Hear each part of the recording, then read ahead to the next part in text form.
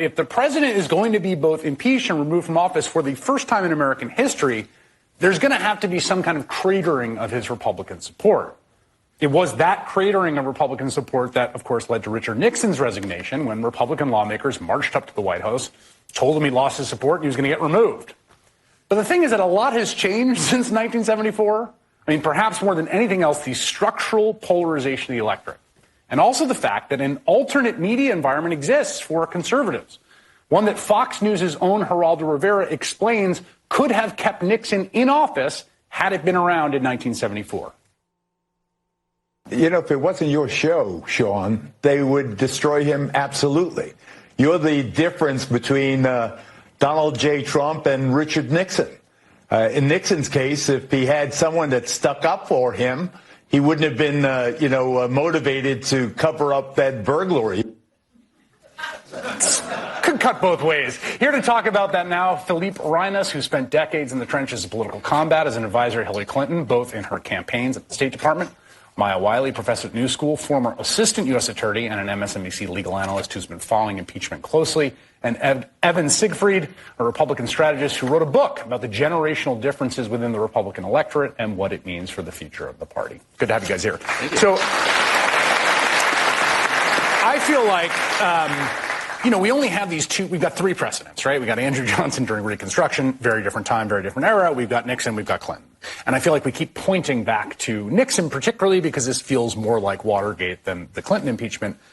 But as someone who has been on the other side of the Republican attack machine, on advising Hillary Clinton, how much faith do you have that the current information environment means that facts can come out, that people are persuadable, that the 40% of the country that continues to approve him can be brought to the other side? Naively, probably more than you'd think. Really?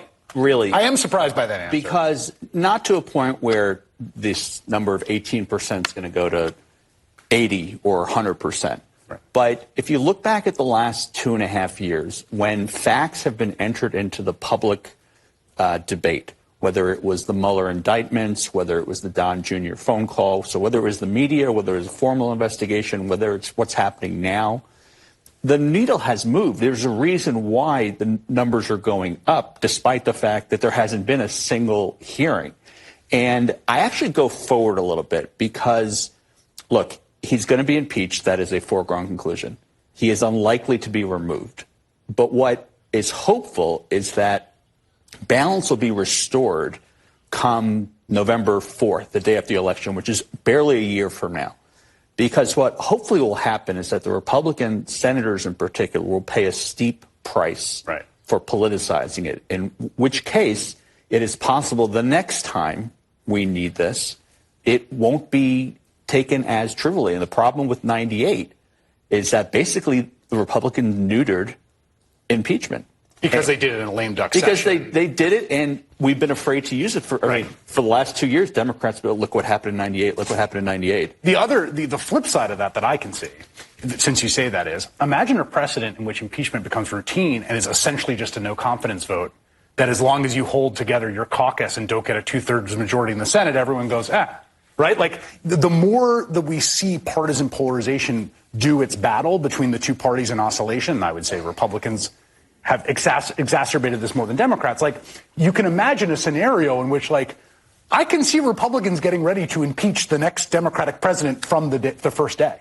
Of course, because we now tell everybody in our political system that whomever we're running against is an existential threat to their very existence. You make them feel like they're cornered and they have no other recourse but to 100% support the person who's fighting for you no matter what they do, even if it's going toward illegal action. Trump, you're nodding your head or shaking it. Yeah, no, I'm shaking it.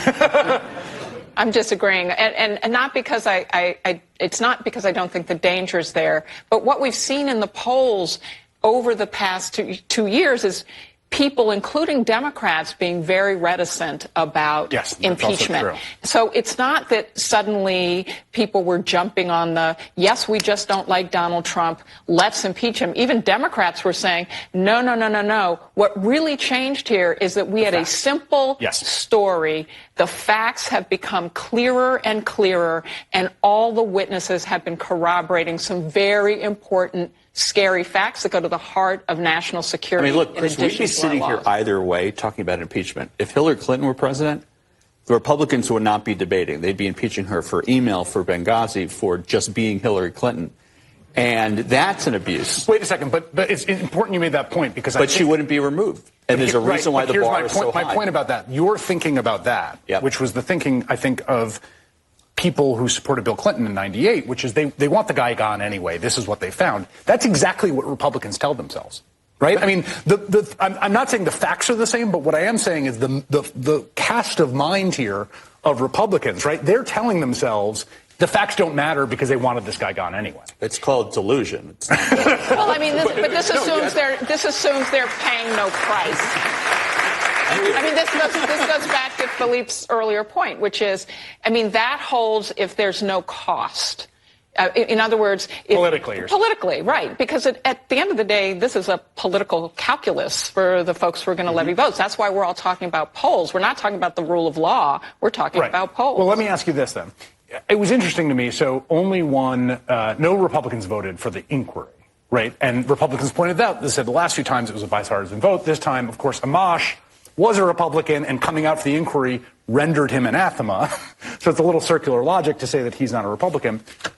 Are you surprised that someone like Will Hurd, who is retiring, who used to be in the CIA, who's in a district that Hillary Clinton carried, wouldn't even vote for the inquiry? No, I'm not surprised at all.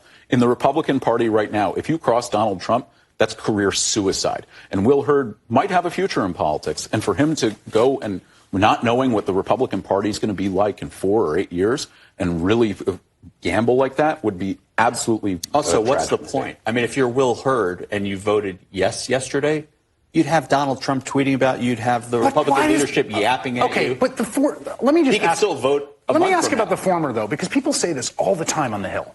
Staffers, you don't want him tweeting about. Who cares? Honestly, why do you care? Because why do you care get a if the primary. Even better, you should like it.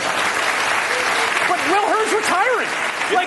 But that's also, it's for future. And then there are people who are not retiring, who are thinking, I don't want to get a primary, I'm just going to keep my head down. I care more about my seat than doing what's right. Well, it also may be who's looking for lobbying jobs and want to make sure they can still get an open door when they And they don't want to lose their committee assignments between now and then. I think they're human beings. They just don't want to deal with it. That's the thing that I find so sort of like Shakespearean about this whole thing, because people keep saying, like, well, they don't want the tweets, and they want it's like, you're a U.S. senator. Like, who cares? The guy tweets at people. But you know what? I don't care that Will Hurd voted no yesterday. When the time comes, well, that's the question. I don't care that Mitt Romney votes for these judges. I'm not expecting him to defect to the Democratic Party. We're going to need these people at certain moments. That's my question for you. Bill Kristol said that he called around to his friends who are in the House, the moderates, to the extent they exist. And, there's something like you don't want to let them know there's a jailbreak. Like, can you imagine any House votes going against the president on impeachment? No, I can't. I think the House as a caucus is pretty united behind the president because they will pay that political price. The Senate gets a little more interesting, but at the same time, I think senators are taking that calculus in. The way we're looking at the schedule of impeachment, if and when there is a trial, it's not going to be until before many of the primary filing deadlines are in the Republican Party for 2020. So really Cory Gardner's sweating. You've got Susan Collins sweating. Great point. Yeah. And it's why Mitch McConnell, for all the Democrats saying Mitch McConnell's going to short circuit it, Mitch McConnell's going to hold a 2-minute hearing. No, he's not. He's going to have because he doesn't want to deal. And by the way, if he knows he has the votes, what does he care if he holds a hearing? He also has some free passes to give out. Philippe Reines, Maya Wiley, Evan Siegfried. Thank you all. That was great. No, thank you. Thanks a lot.